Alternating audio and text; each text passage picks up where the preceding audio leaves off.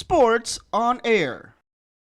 Playing the PBA, I think he's deserving. He's been through a lot in his short career.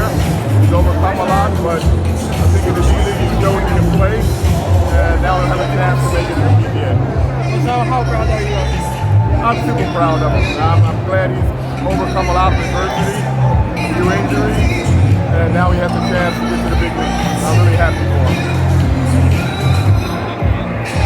Thanks, Coach.